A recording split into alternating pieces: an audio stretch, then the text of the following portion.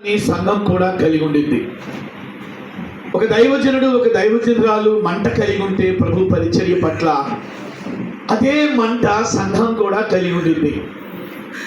నా ప్రియమైనటువంటి దైవజనాంగమా, సేవకులమైన మనం దేవుడు మనకు అప్పగించినటువంటి సంఘానికి ఒక రోల్ మోడల్గా ఉండాలి అని దేవుని యొక్క వాక్యము మనకి హెచ్చరిక చేస్తుంది.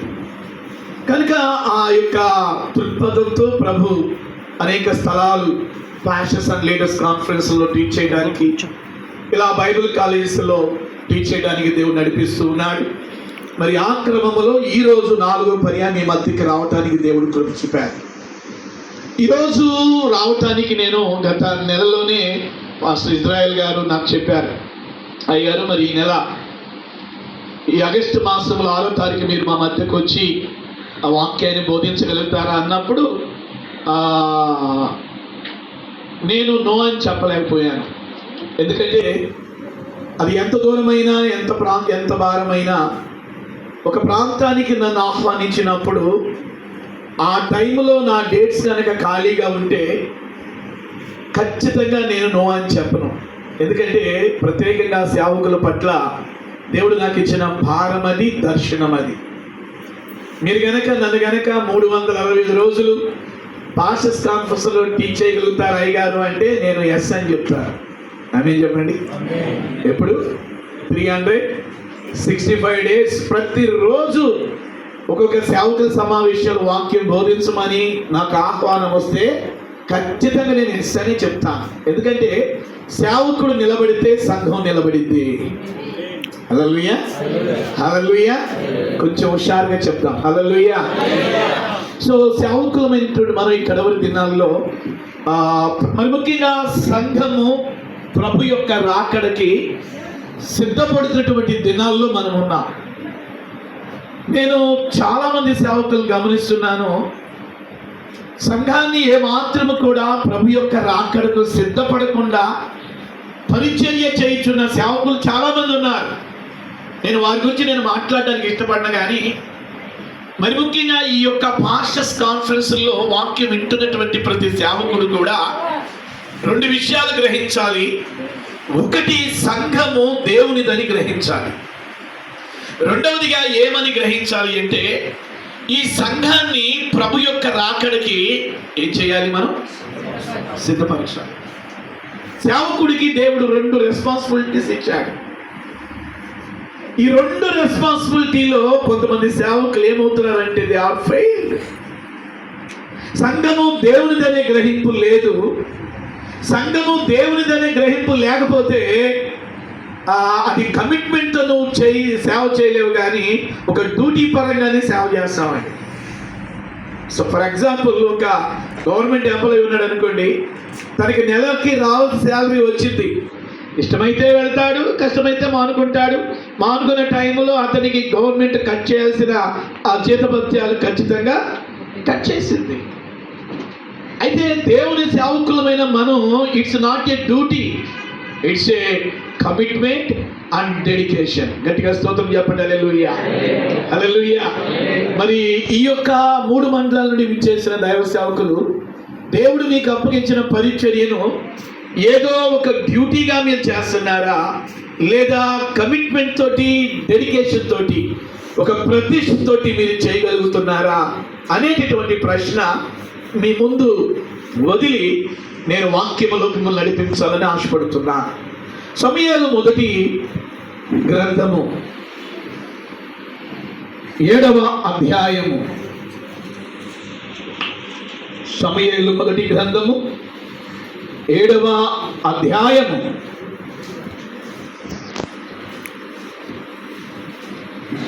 13వ వచనాన్ని చదువుకుందాం. The book of 1 Samuel chapter 7 verse 13. ఇలాగున ఫిలిష్తీయులు అనపబడిన వారై ఇశ్రాయేలీల సరిహద్దులోనికి తిరిగి రాక ఆగిపోయిరి. సమూయేలు ఉండిన దినములన్నిటను యెహోవా హస్తము ఫిలిష్తీయులకు విరోధముగా ఉండెను. చాలండి. ప్రభు ఈ మాటలను మన కొరకు ఆశీర్వదించునుగాక. చేతుల పైకెత్తి ఆమేన్ చెప్తారా? నాకు అనిపిస్తుంది ఏదో చాలా డల్గా ఉన్నట్లుగా నాకు అనిపిస్తుంది. I feel some dullness in our midst. సేవకులమైన మనం వాక్యం బోధించడానికి ఇష్టపడతాం కానీ వాక్యం వినటానికి ఇష్టపడం. ఎస్డబ్ల్యూ వైట్స్ అనే మిషనరీ ఆయన 20వ సంవత్సరములో అమెరికాలో వాషింగ్టన్ DC అనే ప్రాంతం నుండి ఆఫ్రికాలో ఉగండా అనే ప్రాంతానికి మిషనరీగా వెళ్ళాడు. మిషనరీగా వెళ్ళటానికి ముందు వాళ్ళ అమ్మకి చెప్పాడు, అమ్మా, ఆఫ్రికా దేశానికి నన్ను దేవుడు మిషనరీగా వెళ్ళమని ప్రేరేపిస్తున్నాడు, మరి నేను వెళతాను అంటే వాళ్ళ మమ్మీ డాడీ అడ్డగించారు. నువ్వు ఉందో మాకు ఒక్క కొడుకువే, నువ్వు మిషనరీగా ఉగండా అనే ప్రాంతానికి వెళ్తానంటున్నావు.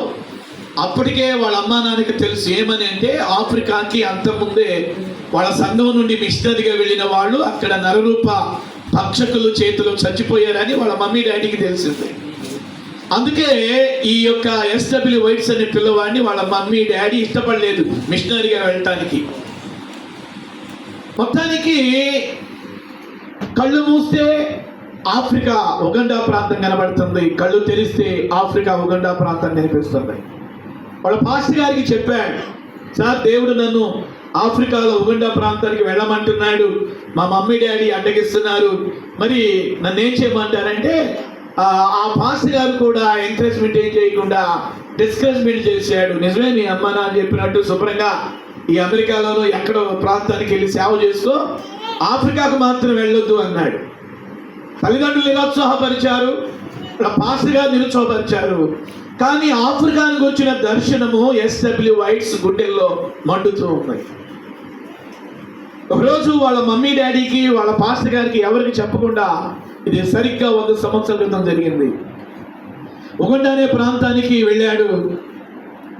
వెళితే అక్కడ భాష నేర్చుకున్నాడు, నరమాంస భక్షకుల మధ్యలో అద్భుతమైన పరిచయం చేశాడు. అతడు బ్రతికిన కాలం 85 సంవత్సరాలు. అతడు సేవ చేసినటువంటి సేవా కాలము పిల్లల 60 సంవత్సరాలు. ఈ 60 సంవత్సరాల అద్భుతమైన పరిచర్యలో ఆఫ్రికాలో ఎన్నో ప్రాంతాలని ప్రభు కొరకు సంపాదించాడు. కొన్ని వేల మందిరాలు ఆయన స్థాపించాడు, కొంతమందిని మిషనరీలుగా ఇతర దేశాలు పంపించాడు.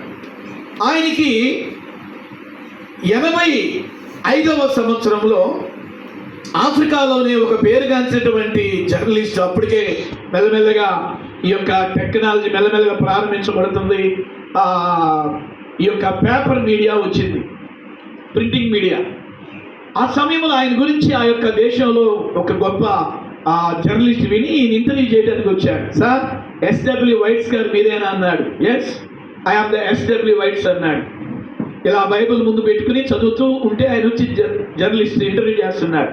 సార్, మీ గురించి నేను విన్నానండి, ఆఫ్రికాలో ఏ ప్రాంతం వెళ్ళినా మీ గురించే మారుమూగిపోతుంది. ఎస్డబ్ల్యూ వైట్స్ 20వ సంవత్సరంలో అమెరికా నుండి ఇక్కడికి వచ్చారు, 60 సంవత్సరాలు అద్భుతమైన పరిచయం చేశారు, మరి కొన్ని లక్షల మంది ఆత్మలకు కారకుడయ్యారు, కొన్ని వేల సంఘాలను స్థాపించారు, కొన్ని వందల మందిని మిషనరీలుగా ఇతర ప్రాంతాలకు పంపించారు. దీన్ని బట్టి నాకు ఒకటి అర్థమవుతుందండి, మీకు బైబిల్ గ్రంథం బాగా తెలుసు అనుకుంటున్నానండి అన్నాడు. వెంటనే ఎస్డబ్ల్యూ వైట్స్ నవ్వి ఊరుకున్నాడు. ఈ జర్నలిస్టు ఇంకొక మాట కూడా అన్నాడు, సార్ మిమ్మల్ని ఒక ప్రశ్న అడుగుతాను చెప్తారా అన్నారు. Can I ask you one question? Yes, go ahead అన్నాడు. సార్, ఈ 60 సంవత్సరాల అద్భుతమైన పరిచర్యలో మీరు ఇన్ని ఆత్మలను దేవుని కొరకు సంపాదించడానికి, ఇన్ని వేల సంఘాలను స్థాపించడానికి, ఇన్ని వందల మందిని ఇతర దేశాలకు ఇతర ప్రాంతాలకు మిషనరీగా పంపించడానికి నేను ఒకటి అనుకుంటున్నాను మీ నుండి, మీకు బైబిల్ బాగా తెలుసు అనుకుంటున్నాను. నా ప్రశ్న ఏంటంటే, ఈ 60 సంవత్సరాల ఈ ఉన్నతమైన పరిచర్యలో బైబిల్ నుండి మీరు ఏమి నేర్చుకున్నారండి అన్నాడు. How much you learn from the word of God, how much you learn from the Bible నుండి మీరు ఏమి నేర్చుకున్నారండి, బైబిల్ నుండి మీరు ఏమి నేర్చుకున్నారండి అని ఎస్డబ్ల్యూ వైట్స్ అనేటటువంటి ఆ గొప్ప దైవజనుడిని ఆ యొక్క జర్నలిస్ట్ అడిగితే ఎస్డబ్ల్యూ వైట్స్ అప్పటికే 85 సంవత్సరాలు 60 సంవత్సరాలు గొప్ప సేవలో ఉన్నాడు.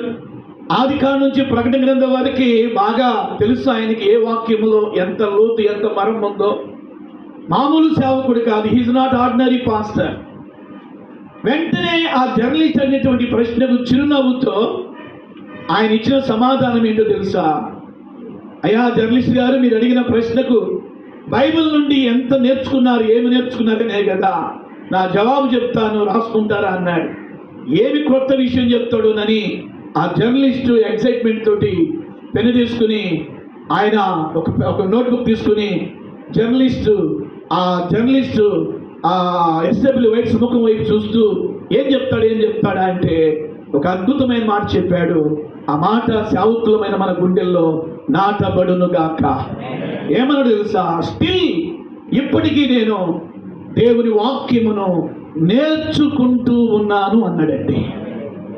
కొంచెం గట్టిగా చెప్తారేమో, ఇంకొంచెం గట్టిగా చెప్తారేమో. ఏమన్నాడు? Still I'm learning from the word of God. నాకు అన్నీ తెలుసు అనలేదు. చాలా జాగ్రత్తగా వినాలి. నాకు బాగా తెలుసు అండి, అసలు నేనా నాకు ఆ బైబిలా కొట్టిన పిండండి అని చెప్పలేదు. మీరు ఏమడుగుతారు అడగండి, బైబిల్లో అన్ని జవాబు చెప్తానని గర్వంతో సమాధానం చెప్పలేదు. He was humble in front of the word of God. Bible ఎంత తెలిసినప్పటికీ తను దేవుని వాక్యం దగ్గర తగ్గించుకుని, ఆ మాట చెప్పండి, ఏం చేసుకుని తగ్గించుకుని, నాకు అన్నీ తెలుసండి అనలేదు, నేను ఎప్పటికీ వాక్యమును నేర్చుకుంటూ ఉన్నానండి అన్నాడు. హలో, నేను వాకాడు పాస్టర్స్, చిట్టమూరు నుండి వచ్చిన దైవ సేవకులారా, కోట నుంచి వచ్చిన దైవ సేవకులారా, ఈ మాట మనం చెప్పగలుగుతామా? మనకి ఎన్ని డిగ్రీలు చేసినా, ఎన్ని బైబిల్ కాలేజీల్లో థియాలజికల్ సెమినార్లు మనం చేసినా ఎవరైనా ఈ మాట చెప్పగలుగుతారా? నాకు అన్నీ తెలుసు అంటామే కానీ, ఎందుకంటే నాకు సుమారు 300 పైనే కాన్ఫరెన్స్లో టీచింగ్ చేసిన ఎక్స్పీరియన్స్ ఉంది. దేవుని కృపను బట్టి ఇది 5వ బ్రాంచ్ బైబిల్ కాలేజ్ ఇక్కడ వాకాడులో. సేవకుల యొక్క నాడి నాకు బాగా తెలుసు. ఏంటంటే వాక్యం దగ్గర ఎంత నిర్లక్ష్యంగా ఉంటారో. మాకు తెలియని వాక్యమా, మాకు తెలియని సందేశాల. ఎస్, అఫ్ కోర్స్ నీకు తెలిసి ఉండవచ్చు, తెలియదు అంటలేదు. నేను మీకు మైక్ ఇస్తే నాకంటే అద్భుతంగా మాట్లాడతారు మీరు. కానీ ఇక్కడ నిలబడినటువంటి దైవజనుడు దేవుడి ద్వారా దేవుడు నీతో ఏదో మాట్లాడాలని ఇష్టపడుతున్నాడు. అందుకే తన సేవకుడిని ఇక్కడ నిలబెట్టాడు దేవుడు. మా ఆత్మీయ తండ్రి గారు బిషప్ ఎంఏ పాల్ గారు ఇప్పుడు 84 సంవత్సరాలు. మీలో ఎవరెళ్ళి ఆయన దగ్గర వాక్యం మాట్లాడినా ఆయన పెన్ను తీసుకుంటాడు, నోట్బుక్ తీసుకుంటాడు, దైవ సేవకుడు వైపు చూస్తూ ఏదైనా ఒక మాట తన హృదయాన్ని తాగితే రాసుకుంటాడండి. ఎంత మంచి లక్షణం అండి. మన జీవితంలో ఉన్న గొప్ప బలహీనత చెప్తాను, జాగ్రత్తగానండి. ఒక దైవజనుడు ఇక్కడ నిలబడి వాక్యం మాట్లాడుతుంటే నిర్లక్ష్యం, అశ్రద్ధ. అందుకే మన జీవితాలు ఎదుగు బదుగు లేకుండా, మినిస్ట్రీస్ పరిచర్లు కూడా ఎక్కడ వేసిన అక్కడే ఉన్నట్లుగా ఉంటున్నాయండి. No development, no growth. పరిచర్యలో అభివృద్ధి లేదు, వ్యక్తిగతంగా అభివృద్ధి లేదు. ఎందుకంటే వాక్యము దగ్గర చిన్న సేవకుడైనా పెద్ద సేవకుడైనా మాట్లాడుతుంది పరిశుద్ధాత్మ దేవుడు కాబట్టి ఆ దైవజనుడి మీద ఉన్న అభిషేకాన్ని గౌరవించుదుముగాక. హల్లెలూయా, హల్లెలూయా. చాలా పర్యాయాలు మనం కళ్ళు మూసుకుంటాం, వాక్యం దైవ సేవకుడి వైపు చూడకుండా సెల్ ఫోన్ చిట్ చాట్ చేసుకుంటూ. దేవుడు అలాంటి సేవకులు ఇష్టపడ్డాడు. దైవ సేవకులు ముఖం వైపు చూస్తూ ఏదైనా ఒక మంచి మాటని తాకినప్పుడు రాసుకోవడానికి ఎంత మంచి హృదయం మనకు ఉండాలో. ఎస్డబ్ల్యూ వైట్స్ అన్న మాట, still I'm learning from the word of God. ఇప్పటికీ నేను వాక్యము నుండి ఏం చేస్తున్నాను? మన సంగతి చచ్చిపోయే వరకు మనం నేర్చుకుంటూ ఉందుముగాక. సమూయేలు మొదటి గ్రంథము 7వ అధ్యాయము 13వ వాక్యము ఇలా రాయబడింది. ఎలాగున ఫిలిస్తీయులు అనపబడిన వారై ఇశ్రాయేలీల సరిహద్దులోనికి తిరిగి రాక ఆగిపోయిరి. సమూయేలు ఉండిన దినములన్నిటను యెహోవా హస్తము ఫిలిస్తీయులకు విరోధముగా ఉండెను. నా వైపు చూడండి. పిల్లల బైబిల్ గ్రంథంలో మనందరికీ తెలుసు సమూయేలు అనేటటువంటి వ్యక్తి జీవితము, అతని యొక్క పరిచర్య విధానం. పరిశుద్ధాత్మని యొక్క గొప్పతనం ఏంటంటే ఆయన ఎవరిని కూడా గొప్ప వాళ్ళలో ఉన్న మంచి విషయాలని గొప్పగా రాశాడు. వాళ్ళల్లో ఏమైనా లోపాలు బలహీనతలు ఉంటే ఖచ్చితంగా వాటిని ఏమాత్రం కూడా దాచిపెట్టలేదు. ఆ మాట చెప్పండి, దాచిపెట్టలేదనండి. పరిశుద్ధాత్ముని యొక్క ప్రత్యేకత అది. ఎంత గొప్ప భక్తుడైనా అతనిలో ఉన్న మంచి విషయాలతో పాటు అతనిలో ఉన్నటువంటి లోపాలను కూడా దాయకుండా బహిర్గతం చేశాడు పరిశుద్ధాత్ముడేవుడు. బైబిల్ గ్రంథంలో మంచి భక్తులు ఉన్నారు, ఆ భక్తుల్లో ఉన్నటువంటి లోపాలు కూడా మనకు కనబడతాయి. కానీ ఇక్కడ ఇశ్రాయేలీలకు రాజు లేని కాలములో దేవుడు ఇశ్రాయేలీలను నడిపించడానికి, వారికి న్యాయ విధులను నేర్పించడానికి మోషే, యెహోషువ, అహరోను, మిరియాముల తర్వాత న్యాయాధిపతులను దేవుడు పుట్టించాడు. అందుకే బైబిల్ గ్రంథంలో 66 పుస్తకాల్లో జడ్జిస్, న్యాయాధిపతులు అనేటువంటి ఒక గ్రంథం కూడా మనకు కనబడింది. ఏమిటయ్యా ఈ న్యాయాధిపతుల యొక్క విధి విధానాలు అంటే ప్రజలను దేవుని తట్టు తిప్పటం, ప్రజలకు నీతి న్యాయ విధులను నేర్పించడం. అంత మాత్రమే కాదు, ఎవరికైనా ప్రజలకి మధ్య ఏదైనా ఒక సమస్య ఉంటే ఆ న్యాయాధిపతిగా ఉన్నటువంటి వ్యక్తి జడ్జి చేసేవాడు. అరే బాబు, ఇది తప్పు, ఇది అన్యాయం, ఈ పని చేయకూడదు అని ఈ న్యాయాధిపతులు ఏం చేసేవాళ్ళంటే తప్పుని తప్పుగా ఖండిస్తూ, ఒప్పుని ఒప్పుగా చెబుతూ ప్రజల మధ్యలో కొన్ని సంవత్సరాలు దేవుని చేత పరిపాలించబడ్డారు, నడిపించబడ్డారు. మీరు సమూయేలు లైఫ్ స్టైల్ మీరు చూస్తే, జీవిత విధానం చూస్తే, సమూయేలుని దేవుడు 3 విధాలుగా దేవుడు అభిషేకించాడు. చరిత్రకారుడు, యూదుల చరిత్రకారుడు జోసఫనస్ అనేటటువంటి ఒక యూదుల చరిత్రకారుడు ఏమని చెప్తాడంటే సమూయేలు గురించి, సమూయేలు అట ఇశ్రాయేలు మధ్యలో 40 లేదా 50 సంవత్సరాలు ఆయన పరిచర్య చేశాడంట. ఎలాంటి పరిచర్య చేశాడు అంటే 3 రకాల పరిచర్య చేశాడు. ఒకటి న్యాయాధిపతి పరిచర్య చేశాడు, రెండవదిగా ప్రవక్త పరిచర్య చేశాడు, మూడవదిగా యాజకుని పరిచర్య చేశాడు. చాలా జాగ్రత్తగా మీరు వినాలి. ఈరోజు పాస్టర్స్ అండ్ లీడర్స్ సదస్సు కాబట్టి ఖచ్చితంగా సమూయేలు యొక్క జీవితం మన మీద ఒక గొప్ప ఇంపాక్ట్ తగునుగాక. హల్లెలూయా. ఇంపాక్ట్ అంటే ఆ ప్రభావం. సమూయేలు జీవితంలో 3 రకాల పరిచర్యలు మనకు కనబడతాయి. నెంబర్ 1, జడ్జిగా పనిచేశాడు, అనగా న్యాయాధిపతిగా పనిచేశాడు. రెండవదిగా అతని యొక్క పరిచర్యలు ఏం కనబడింది అంటే ప్రవక్త పరిచర్య. ప్రవక్త పరిచర్య ఏంటి? దేవుని నుండి విని, దేవుని యొక్క స్వరమును విని, ఆ స్వరమును ప్రజలకు చెప్తాడు. ఓ ఇశ్రాయేలీయులారా, ఓ 12 గోత్రికులారా, దేవుడు మిమ్మల్ని పని చేయమంటున్నాడు, ఇలా నడవమంటున్నాడు, ఈ మార్గానికి వెళ్ళమంటున్నాడు, ఈ మార్గానికి వెళ్ళొద్దంటున్నాడు, మీరు ఇలా జీవించాలి, ఇలా జీవించకూడదు. ప్రవక్త పని ఏంటంటే లోపాలను లోపములుగా చూపించే పని ప్రవక్త. ప్రవక్తలకి మొహమాటం ఉండదండి. ప్రవక్తలకి ఎప్పుడు కూడా ఇది చెప్తే, ఈ మాట చెప్తే చర్చికి రాడేమో, చర్చికి రాదేమో, ఈ మొహమాటాలు ఉండు. మనక ఎంత మొహమాటమో, మనకి చాలా మొహమాటం. కానీ ప్రవక్త జీవితంలో ఈ మొహమాటం అనేది ఉండదు. ఎక్కడ లోపం చెబితే దశభాగం ఇవ్వకుండా చెప్పండి. అలాంటి వాళ్ళు లేరయ్య గారు మీ సంఘాల్లో?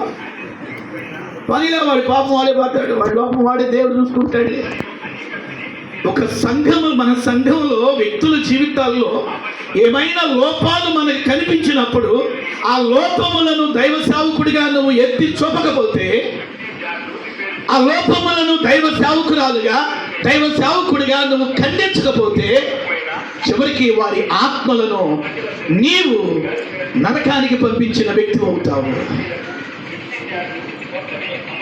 ఈరోజు ఎంతమంది సేవకులు విశ్వాసుల యొక్క లోపాలని, బలహీనతల్ని ఖండించకుండా, గద్దించకుండా, దిద్దుబాటు చేయకుండా, పర్లేదులే దేవుడు చూసుకుంటాడులే వాళ్ళని దువ్వేటటువంటి బోధలు, సరిచేసేటి బోధ చేయాలని దేవుడిని నిలబెడితే వాళ్ళని సమర్థించే బోధలు ఎంతమంది సేవకులు చేయట్లేదండి? ఈరోజు పిల్లల ప్రవక్త సమయాల జీవితంలో ఎవరికైనా ప్రాబ్లం ఉంటే న్యాయాధిపతి అక్కడ నిలబడేవాడు, న్యాయం తీర్చేవాడు, ప్రవక్తగా పనిచేశాడు, తప్పుని తప్పుగా ఖండించేవాడు. మూడవదిగా అతడు యాజకత్వం చేశాడు. అంటే యాజకుని పని ఏంటంటే ప్రజలకి దేవునికి మధ్య బలులు అర్పించే పని. ఇశ్రాయేలీయులకి దేవునికి మధ్య బలులు అర్పించేటటువంటి యాజకత్వం చేసే పనిని సమూయేలు చేశాడు. అంటే అతని మీద 3 రకాలటువంటి పిలుపులు ఉన్నాయి: న్యాయాధిపతి పిలుపు, ప్రవక్త పిలుపు, అలాగే యాజకుని పిలుపు. అద్భుతమైన పరిచర్య చేశాడు. మీరు ఒక్క మాట బైబిల్ గ్రంథంలో ఇంటికి వెళ్ళినా చదువుకోండి. సమూయేలు దావీదును అభిషేకించడానికి బెత్లెహేముకి తన కొమ్ములో తైలం పోసుకుని వెళ్తుంటే సమూయేలు నాకులాగా టిక్కు టక్కేసుకోలా. సమూయేలు చేతిలో కర్ర ఉంది, ఒక పాత దుప్పటి ఉంది, చేతిలో తైలపు కొమ్ము ఉంది. ఫాస్ట్గా నడుచుకుంటూ వస్తున్నాడు. అల్లంత దూరంలో సమూయేలు రాకను గమనించినటువంటి యోధా పెద్దలు సమూయేలు వస్తుంటే ఆ బెత్లెహేములో ఉన్నటువంటి పెద్దలు కూర్చున్న వాళ్ళు లేచి నిలబడ్డారంట. చప్పట్లు కొట్టండి గట్టిగా. హల్లెలూయా. ఏం చేశారండి? సమూయేలు వస్తుంటే ఈ పిచ్చోడు, ఈ దుప్పటి కప్పుకున్నాడు, ఈ ముసలోడు ఎదుగో వస్తున్నాడు అనుకొని కూర్చోలా. సమూయేలు రాకకు యావత్తు యూద, ఆ బెత్లెహేము పెద్దలందరూ దే ఆర్ ఫియర్డ్, భయపడ్డారంట. ఈరోజు నిజంగా మన సంఘాల్లో సేవకులమైన మనం అంటే భయం ఉందా? ఆ భయం లేకపోవటానికి కారణం ఏంటంటే మన ప్రవర్తనే. ఆ భయం లేకపోవటానికి కారణం ఏంటంటే మన భక్తిలో తీవ్రత లేకపోవటమే. సంఘానికి సేవకులమైన మన మీద గౌరవం లేకపోవటానికి మన ప్రవర్తనే 100% కారణం అన్న విషయాన్ని నేను మీకు జ్ఞాపకం చేస్తున్నాను. సమూయేలు రాకకు యావత్తు బెత్లెహేము పెద్దలందరట నిలబడి అంటున్నారు, దైవజనుడా, నీవు బెత్లెహేము రాకకు సమాధానంతో వస్తున్నావా? నీ యొక్క ఆ ముఖ కవళికలు చూస్తుంటే ఏదో దేవుడు నిన్ను బెత్లెహేముకి ఏదో ఒక ఉద్దేశంతో పంపించాడు. Something reason you came this Bethlehem. నువ్వు ఈ బెత్లెహేముకి రావడానికి సంథింగ్ ప్లాన్, ఏదో ఒక ప్రణాళిక ఉంది, మాకు అర్థమవుతుంది నీ ముఖంలో. సంఘానికి తెలియాలి మనలో ఎంత తీవ్రత ఉందో. దేవుని పరిచర్యలో, దేవుని సేవలో, సంఘ స్థాపనలో సేవకులమైన మనకి ఎంత వైరాగ్యం ఉందో సంఘం గుర్తించాలి. మా పాస్టర్ గారు ఆదివారం మందిరం పెడతాడండి, మా పాస్టర్ గారు ఉపాస ప్రార్థన పెట్టాడు, మా పాస్టర్ గారు అసలుకి ఏదోనండి మమ్మల్ని సరిగా పట్టించుకోడండి, ఇలాంటి కంప్లైంట్లు వింటూ ఉంటాము. నా ప్రియమైనటువంటి దైవ జనాంగమా, కానీ సమూయేలును చూస్తే ఆయన ఈరోజు ఈ 3 మండలాల నుంచి వచ్చిన సేవకులమైన మనందరికీ Samuel was a role model for the ministry of God. సమూయేలు మనందరికీ ఒక మాదిరికరమైనటువంటి యాజకుడుగా ఉన్నాడు. నేను అంటాను, నా బైబిల్ కాలేజెస్లో ఎప్పుడు చెప్తాను ఒకే మాట, ఇలాంటి పాస్టర్స్ అండ్ లీడర్స్ కాన్ఫరెన్స్లో కూడా చెప్పే మాట ఏంటంటే, మనం చేసే సేవ కొన్ని తరాలు చెప్పుకునేటట్టుగా ఉండాలి. ఆమె చెప్పండి, చెప్పాలి గట్టిగా, 2 చేతుల పైకెత్తి చెప్పండి. హల్లెలూయా, హల్లెలూయా. ఎన్ని తరాలు చెప్పుకోవాలండి? కొన్ని తరాలు. అరే ఒక మంచి దైవజనుడిని మిస్ అయ్యాం, అరే ఒక మంచి దైవజనురాలను మిస్ అయ్యాం, అరే ఒక మంచి ఆత్మీయ సేవకుడిని మనం పోగొట్టుకున్నాం. సుమారుగా ఒక 12 సంవత్సరాల క్రితము గుంటూరులో ఒక దైవజనుడు ప్రభు మహిమలో చేర్చబడినప్పుడు డినామినేషన్కి సంబంధం లేకుండా ప్రజలు లక్షల కొలదిగా వెళ్ళారు. ఈయన మా డినామినేషన్ కాదు కదా, ఈయన మా సంబంధించిన సేవకుడు కదా అనుకోలేదు. అంటే ఆయన చేసిన పరిచర్య అనేక మంది జీవితాలని ప్రభావితం చేసింది. నా ఆశ, నా కోరిక, మై ప్యాషన్ ఇదే. మనం చేసే పరిచర్య ఎన్ని దినాలు చేసామనేది కాదు, ఆ చేసిన పరిచర్య కొన్ని తరాలకి ఆశీర్వాదకరంగా నిలబెట్టి మనం వెళుతున్నామా లేదనేది మనం ప్రశ్నించుకోవాలి. చేతులెత్తి ఆమె చెప్పండి. పుట్టామండి, సేవకు వచ్చామండి, చచ్చామండి, దానివల్ల ఏమి యూజ్ దేవునికి? ఇప్పటికీ మనం సమయాల గురించి మనం ఎందుకు మాట్లాడుకుంటున్నాం? ఇప్పటికి కూడా అపోస్తుల గురించి మనం ఎందుకు మాట్లాడుకుంటున్నాం? పాత నిబంధనలో కానీ కొత్త నిబంధనలో కానీ దేవుని పరిచర్యలో బలంగా వాడినటువంటి భక్తురాండ్రి గురించి ఎందుకు మనం నోరు తెరిచి మాట్లాడుతున్నాము అంటే, వాళ్ళు చేసిన పరిచర్య కొన్ని తరాలని ప్రభావితం చేసింది. భారం లేని వాళ్ళంగా, బాధ్యత లేని వాళ్ళంగా, దర్శనం లేని వాళ్ళంగా. పిల్లరా, మనం పరిచర్య చేసిన ఒకటే, ఆ మాట రెండోది మీరు పూర్తి చేయండి. చెప్పండి. చేసిన ఒకటే. సమూయేలు యేసు ప్రభు భూమి మీదకి రావడానికి కొన్ని 1500-1600 సంవత్సరాలకు ముందు అద్భుతమైన పరిచయం చేశాడు. చేసి ఈరోజు ఈ వాక్కాడలో మీరు ఇలా చేశారు, మీరు కూడా ఇలా చెయ్యండి అంటున్నాడు. ఆమేన్ చెప్పండి. హల్లెలూయా. బైబిల్ చెప్తుంది ఇక్కడ 3 ముఖ్యమైన మాటలు మనకు కనబడుతున్నాయి. సమూయేలు మొదటి గ్రంథము 7వ అధ్యాయం 13వ వచనంలో, ఈలాగు ఫిలిష్తీయులు అనపబడిన వారై ఇశ్రాయేలీల సరిహద్దులోనికి తిరిగి రాక ఆగిపోయి, సమూయేలు ఉండిన దినములన్నిటను యెహోవా హస్తము ఫిలిష్తీయులకు విరోధంగా ఉండెను. ఇక్కడ 3 అద్భుతమైన మాటలు సమూయేలు గురించి పరిశుద్ధాత్మ దేవుడు రాశాడు. ఇశ్రాయేలీల కాలములో శత్రువులు ఎవరైతే వాళ్ళకి ఎక్కువగా అటాక్ చేసింది ఎవరైతే ఫిలిష్తీయులు. ఈ ఫిలిష్తీయుల తెగవారు మాటికి ఇశ్రాయేలీల మీద అటాక్ చేసేవారు. ఇశ్రాయేలీల గోధుమ పొలాలని, ఇశ్రాయేలీల ఒలీవ తోటలని, ఇశ్రాయేలీలు ఏ పంట వేసినా పాడు చేసేవాళ్ళు రహస్యంగా చొరబడి. చాలా, ఒక మాట చెప్పాలంటే, పక్కలో బళ్ళలాగా తయారయ్యారు ఫిలిష్తీయులు ఇశ్రాయేలీలకి. అలాంటి టైంలో ప్రియమైన దైవ జనాంగమా, దేవుడు సమూయేలుని పరిచర్యలోనికి తీసుకొచ్చాడు. దేవుడు సమూయేలుని పరిచర్యలోకి తీసుకొచ్చిన తర్వాత 40 లేదా 50 సంవత్సరాలతో ఇశ్రాయేలు మధ్య యాజకుడిగా, న్యాయాధిపతిగా, ప్రవక్తగా పరిచర్య చేసి అతడు దేవుని పిలుపొందుకుని మహిమలోనికి చేర్చబడ్డాడు. బైబిల్ ఏం చెప్తుందంటే సమూయేలు గురించి, శత్రువులట అణపబడ్డారంట సమూయేలును బట్టి. రెండవదిగా సమూయేలును బట్టి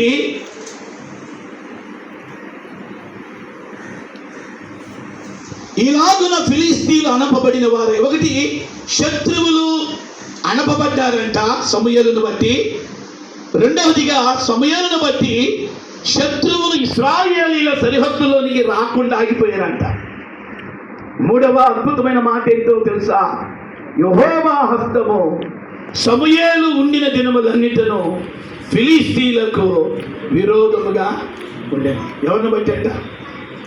ఒక్క సమూయేలును బట్టి. ఆ మాట చెప్పండి. సమూయేలును బట్టి అనండి. చెప్పాలి. ఎవరిని బట్టి అండి? సమూయేలును బట్టి అంట శత్రువులు అణపబడ్డారంట. సమూయేలును బట్టట శత్రువులు ఇశ్రాయేలు సరిహద్దుల్లోనికి రాకుండా ఆగిపోయారంట. సమూయేలును బట్టట ఫిలిష్తీయులకు దేవుని హస్తము ఎలాగుందంట? శత్రువులు ఎవరైనా ఇశ్రాయేల్ దేశం మీదకి రావాలి అంటే శత్రువులు భయపడేవాళ్ళంట. ఎవరిని బట్టో తెలుసా? సమూయేలును బట్టి. ఆ మాట చెప్పండి. సమూయేలును బట్టి అనండి. అంటే ఫిలిస్తీ ఒక మాటలో చెప్పాలంటే గుండెల్లో నిద్రపోయాడు రావాడు అంటారు కదా, ఆ డైలాగ్ వాడుతుంటాం కదా అప్పుడప్పుడు. సమూయేలును తలచుకుంటేనే శత్రువులైనటువంటి ఫిలిస్తీన్లంతా వణికిపోయేవాళ్ళంట. ఏంటి సమూయేలులో ఉన్నటువంటి ప్రత్యేకత?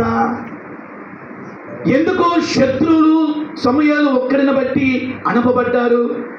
ఎందుకు సమూయేలును బట్టి శత్రువులైన ఫిలిస్తీన్లు ఇశ్రాయేలీల బోర్డర్లోకి రావడానికి భయపడ్డారంట? ఆ మాట చెప్పండి. బోర్డర్ అనండి. బోర్డర్లోనికి రావడానికే ఫిలిస్తీన్లు భయపడ్డారంట. మూడవదిగా దేవుని హస్తము సమూయేలు ఉండిన దినములన్నిట శత్రువులకి విరోధముగా ఉందంట. సమూయేలు స్థానములో మిమ్మల్ని ఊహించుకోండి. మీరు ఎక్కడెక్కడ మినిస్ట్రీ చేస్తున్నారో నాకు తెలియదు. వాకాడులో కానీ, చిత్తమూరులో కానీ, కోటలో కానీ, ఈ 3 మండలాల్లో మీరు ఎక్కడెక్కడ సేవ చేస్తున్నారో ఆ ప్రాంతాల్లో మీకు తెలియకుండా ఆకాశ మండలములో కొన్ని దురాత్మలు పని చేస్తున్నాయి. మీ కన్నులు తెరవబడును గాక, మీ మనోనేత్రాలు వెలిగించబడును గాక.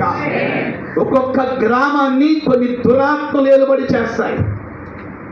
మీరు ఎఫెసీ పత్రిక 6వ అధ్యాయంలో పౌలు దాన్ని ఏమన్నాడు అంటే ఆత్మ సంబంధమైన పోరాటము అన్నాడు.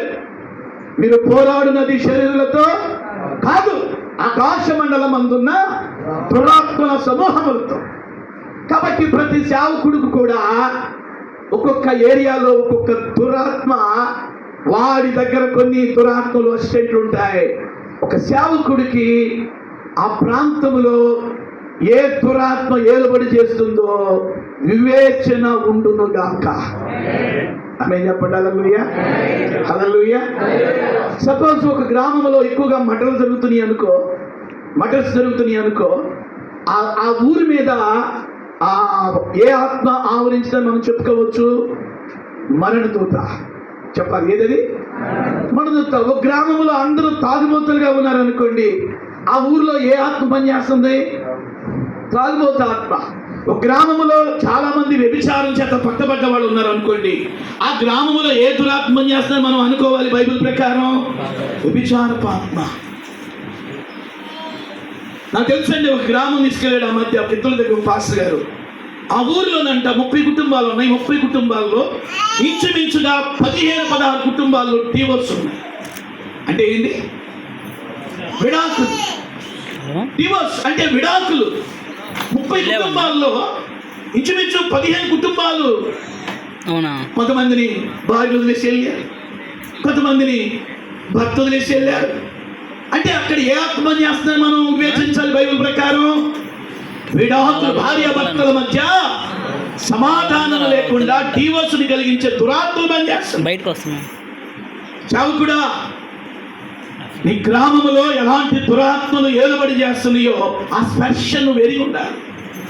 ఏదో ఆదివారం అవుతుందని మైక్ పెట్టి 4 పాటలు పాడి 40 నిమిషాలు ప్రసంగం చేసి మరలా ఆదివారం అందరం తలుపులు తెరిస్తే నీ పరిచర్య ప్రభావంతో కూడిన పరిచర్యగా ఉండదు. ఒక దైవ సేవకుడికి ఆ పట్టణంలో కానీ ఆ గ్రామంలో కానీ ఎలాంటి దురాత్మలు పనిచేస్తున్నాయో వివేచించే ఆ వివేచన ఉండాలి.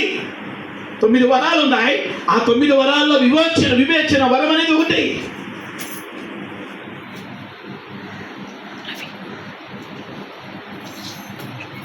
సమూయేలు అద్భుతమైనటువంటి ప్రభావంతో కూడిన పరిచర్య తాను బ్రతికిన దినములలో చేశాడు. న్యాయాధిపతిగా, ప్రవక్తగా, యాజకునిగా ఈ 3 రకాలైన పాత్రలు సమూయేలులో మనకు కనపడతాయి. He was judge, he was prophet, he was priest. అతడు న్యాయాధిపతి, అతడు ప్రవక్త, అతడు యాజకుడు. అతడు బ్రతికిన కాలంలో శత్రువులైనటువంటి ఫిలిస్తీన్లు అనపబడ్డారంట. ఇశ్రాయేలీయుల బోర్డర్లోకే శత్రువులు రావడానికి భయపడ్డారంట. ఒక్క సమూయేలును బట్టి సమూయేలు ఉండిన దినములన్నిట దేవుని హస్తము శత్రువులకు విరోధంగా నిలబడిందంట. రే, నా సేవకుడు ఉన్నాడు ఈ దేశంలో, నా దైవజనుడు ఉన్నాడు ఈ దేశంలో, ఒక న్యాయాధిపతి ఉన్నాడు ఇజ్రాయెల్లో, ఒక ప్రవక్త ఉన్నాడు ఇజ్రాయెల్లో, ఒక యాజకుడు ఉన్నాడు ఇజ్రాయెల్లో.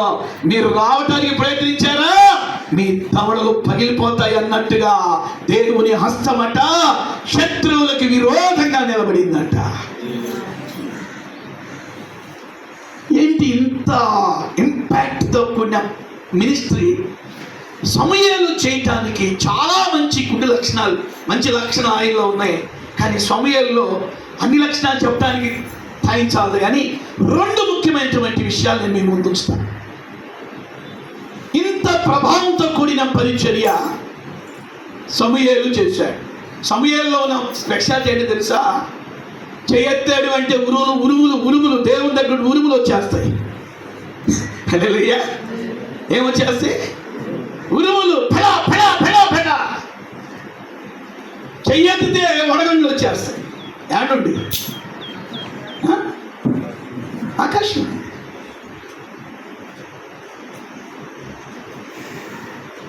నువ్వు చెయ్యెత్తితే ఏమైనా జరుగుతుందా?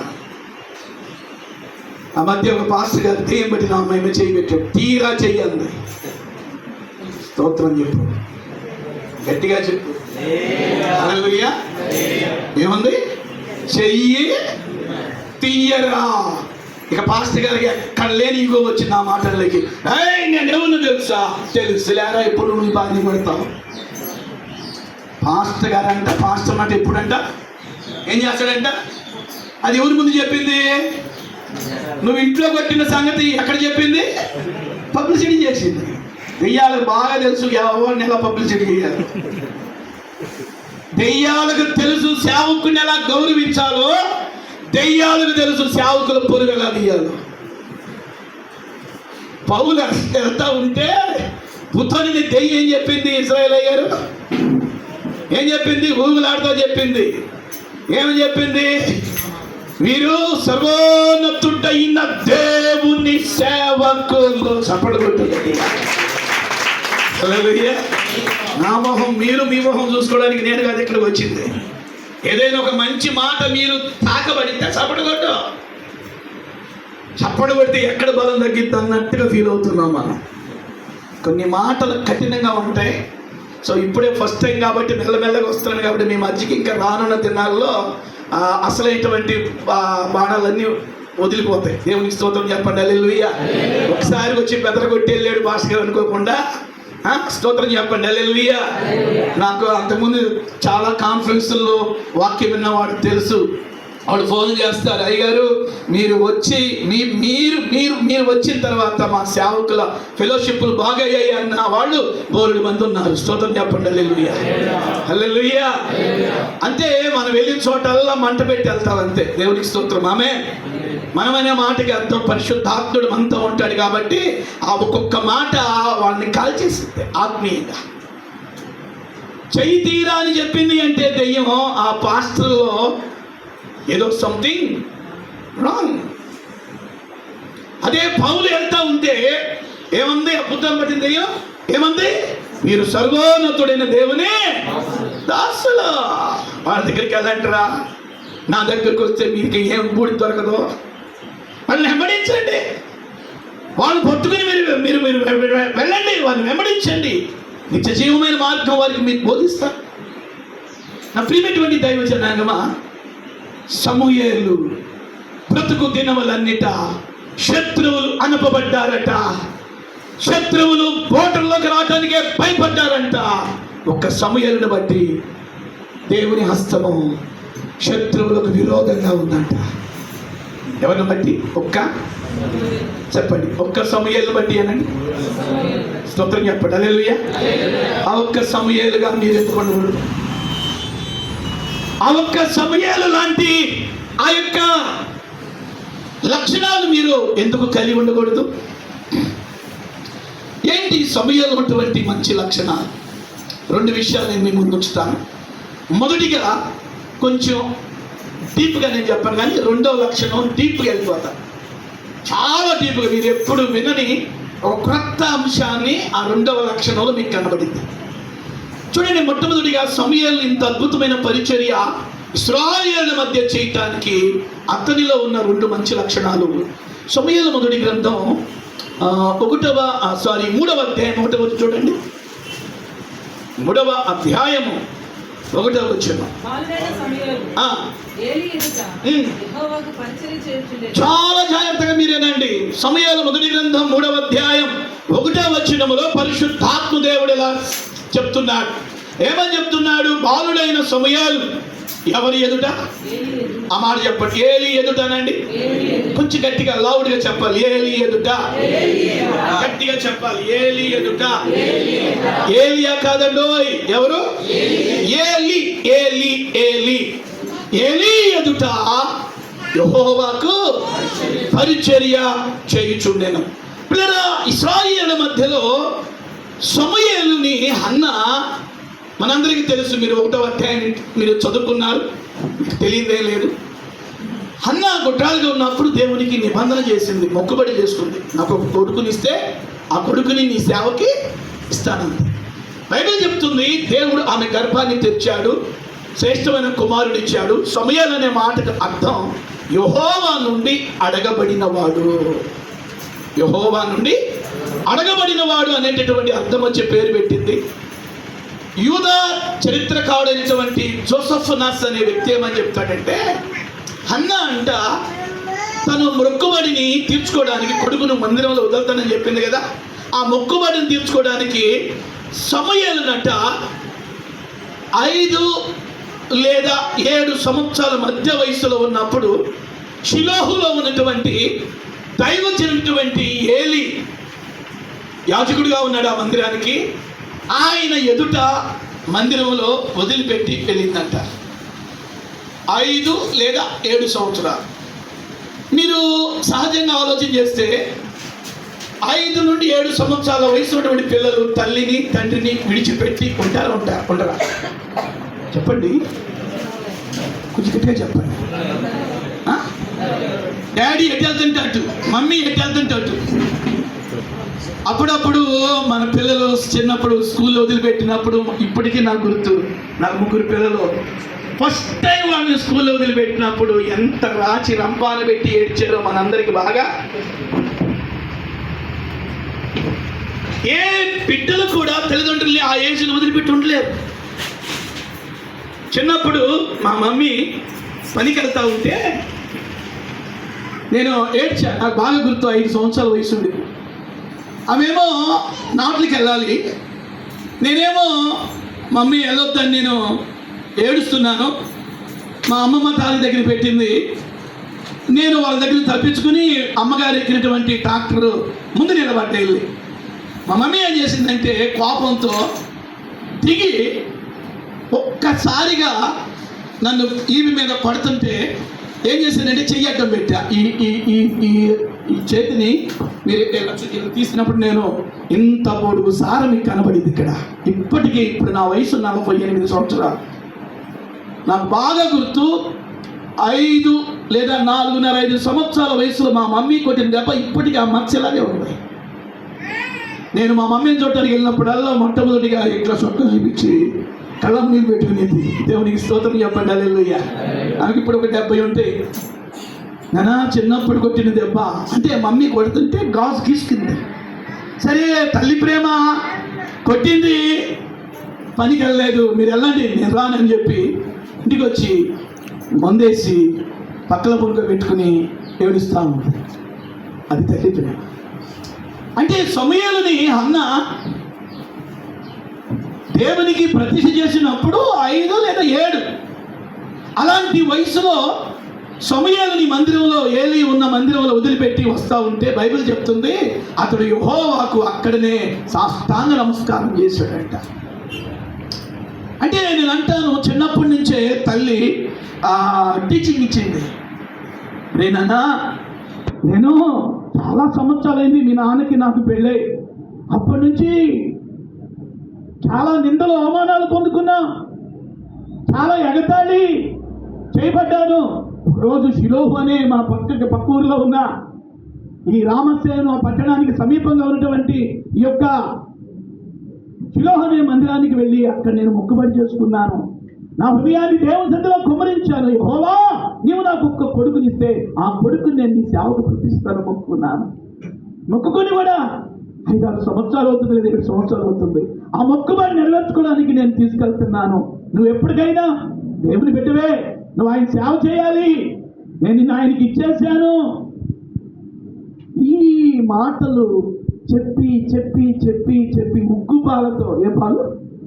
ఉగ్గుపాలతోనే నువ్వు దేవుని బిడ్డవే, నువ్వు సేవ చేయాలి, నువ్వు న్యాయాధిపతిగా, ప్రవక్తగా, యాజకునిగా నువ్వు ఇశ్రాయేలులో వాడబడాలి అని తల్లి ఒక మాటలు చెప్పాలంటే, ఒక ప్రార్థనాపరుడైనటువంటి బిడ్డని హన్నా ఇశ్రాయేలుకి చెల్లింది. చెప్పడబట్టండి గట్టిగా. హల్లెలూయా. ఎవరైనా ఒక ప్రార్థనాపరుడైనటువంటి ఆ గొప్ప దైవజనుడిని ఇశ్రాయేలుకి ఇచ్చేసి. చదువులారా, మన పిల్లల పరిస్థితి, మన పిల్లల్ని మనం ఎలా పెంచుతున్నాం ఆలోచించండి.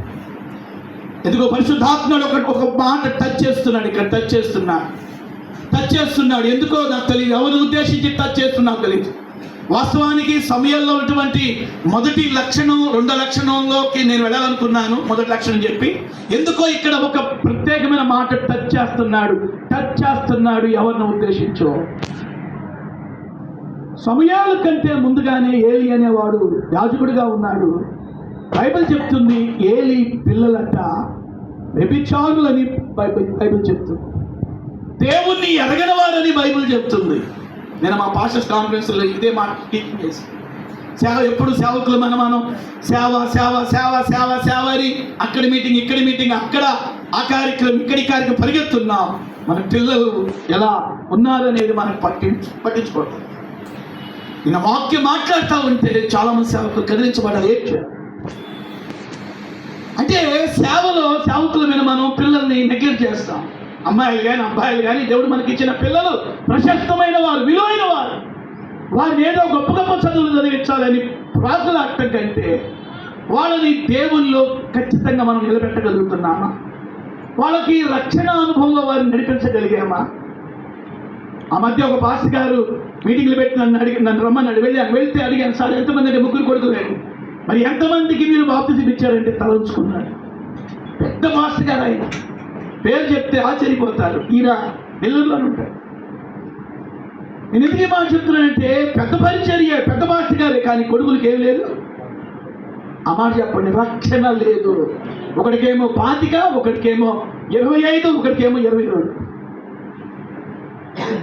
6 అడుగులు ఎత్తుకు పెరిగారు పిల్లలు. అంటే ఎప్పుడు నీ దృష్టి అంతా సేవ సేవ సేవ మీదేనా? పిల్లలు భక్తిలో ఉన్నారా? ఆత్మీయతలో ఉన్నారా? వాళ్ళు అసలు దేవునికి వచ్చిన స్పర్శలో ఉన్నారా? స్పృహలో ఉన్నారా? మనకి ఇదేం పట్టదు. వాటికి వాళ్ళ చదువులకి వాళ్ళకి ఏదైనా మనం చేయగలుగుతాం. కానీ చదువుల కంటే, ఉద్యోగాల కంటే విలువైనటువంటిది వారి ఆత్మను మనం రక్షించాలి. ఈరోజు చాలా మంది సేవకులు ఎక్కడ ఫెయిల్ అవుతున్నారంటే, పిల్లలకి మంచి లైఫ్ ఇస్తున్నారు కానీ రక్షణకు దూరంగా పెడుతున్నారు పిల్లలు. ఇది రికార్డ్ చేయబాకు ఈ మాట. మా సొంత బామ్మ